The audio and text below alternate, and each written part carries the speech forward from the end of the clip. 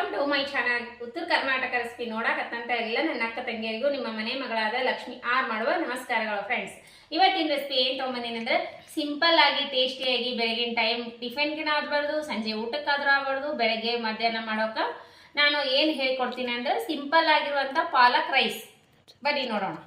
ನೋಡ್ರಿ ಅದಕ್ಕೆ ಬೇಕಾಗಿರುವಂಥ ಇಂಗ್ರೀಡಿಯೆಂಟ್ಸ್ಗಳು ಲವಂಗ.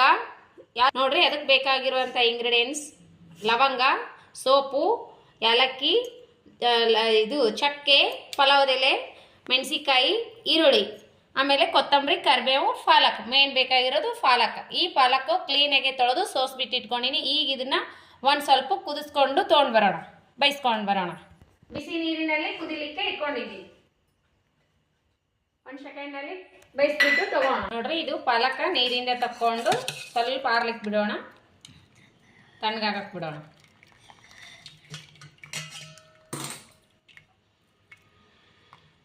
ತಣ್ಣಗಾಗಕ್ಕೆ ಬಿಡೋಣ. ಇವಾಗ ಮಿಕ್ಸಿ ಮಾಡ್ಕೋಣ.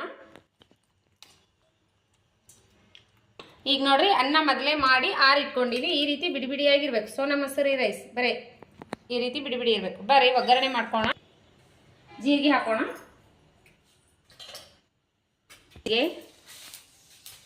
ಆಮೇಲೆ ಈರುಳ್ಳಿ, ಮೆಣಸಿಕಾಯಿ, ಅಯ್ಯೋ ಇಲ್ಲಪ್ಪ, ಇವು ಚಕ್ಕೆ ಲವಂಗ ತೊಗೊಂಡಿವಲ್ರಿ, ಇವು ಹಾಕ್ಬೇಕು. ಚಕ್ಕೆ, ಲವಂಗ, ಏಲಕ್ಕಿ,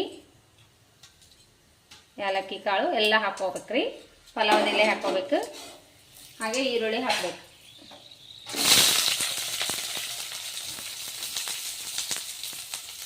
ಒಗ್ಗರಣೆ ಮಾಡ್ಕೊಂಡು ಈರುಳ್ಳಿ ಹಾಕ್ಬೇಕು. ಸ್ವಲ್ಪ ಮಿಕ್ಸ್ ಮಾಡ್ಕೊಂಡು ಬೆಳ್ಳುಳ್ಳಿ ಪೇಸ್ಟ್ ಹಾಕೋಣ. ಇದ್ರ ಜೊತೆ ಮಿಕ್ಸ್ ಮಾಡ್ಕೊಂಡು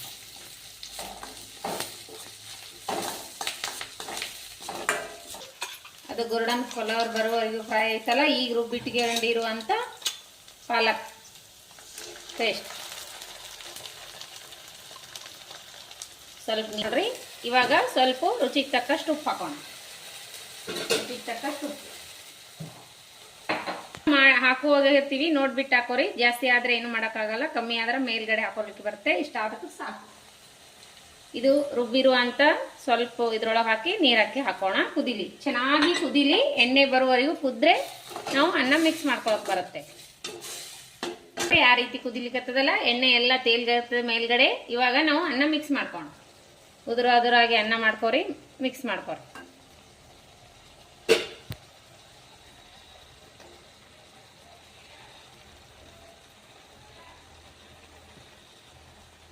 ಬೆಳಗ್ಗೆ ಬೇಗನೆ ಆಗುವಂಥ ರೈಸ್ ನೋಡ್ರಿ. ನಾನು ಲಾಸ್ಟಿಗೆ ಒಂದು ಸ್ವಲ್ಪ ಗೋಡಂಬಿಗಳು ಫ್ರೈ ಮಾಡಿಕೊಂಡು ಅದರೊಳಗೆ ಹಾಕೋಣ. ಮಕ್ಕಳಿಗೆ ತುಂಬಾ ಇಷ್ಟ ಆಗೋದು ಗೋಡಂಬಿ.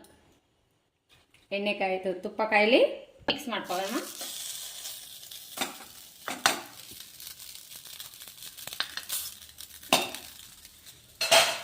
ಈಗ ಮಿಕ್ಸ್ ಕೊಡೋಣ. ರೆಡಿ ಆಯಿತು, ಎಲ್ಲ ಮಿಕ್ಸ್ ಕೊಟ್ಟಿವಲ್ಲ. ಇವಾಗ ಲಾಸ್ಟು ಸ್ವಲ್ಪ ಕೊತ್ತಂಬರಿ ಕಟ್ ಮಾಡಿ ಹಾಕೋಣ. ಕತ್ರಿ ನೋಡ್ರಿ, ಸಿಂಪಲ್ ಆಗಿ ಟೇಸ್ಟಿಯಾಗಿ ಪಲಾವ್ ರೈಸ್ ಸೂಪರ್ ಆಗಿ ಬಂದಿದೆ. ಫೈನಲ್ ಆಗಿ ಈ ರೀತಿ ಬಂದಿದೆ ನೋಡ್ರಿ. ನಿಮಗೇನಾದರೂ ಇಷ್ಟ ಆಗಿತ್ತಂದ್ರೆ ಲೈಕ್ ಮಾಡಿರಿ, ಶೇರ್ ಮಾಡಿರಿ, ಸಬ್ಸ್ಕ್ರೈಬ್ ಆಗಿರಿ. ಬೆಳಗ್ಗೆ ಟೈಮ್ ನಾಷ್ಟಕ್ಕಾದ್ರೂ ಅನ್ಬೋದು, ಮಧ್ಯಾಹ್ನ ಊಟಕ್ಕೆ, ಸಾಯಂಕಾಲ ಊಟಕ್ಕೆ ಯಾವಾಗ ಮಾಡ್ಕೋತೀರಿ ಅವಾಗ ಮಾಡ್ಕೊರಿ. ಸಿಂಪಲ್ ಆಗಿ ಟೇಸ್ಟಿಯಾಗಿ ಮಾಡುವಂಥ ರೆಸಿಪಿನ ಹೇಳ್ಕೊಟ್ಟಿನಿ.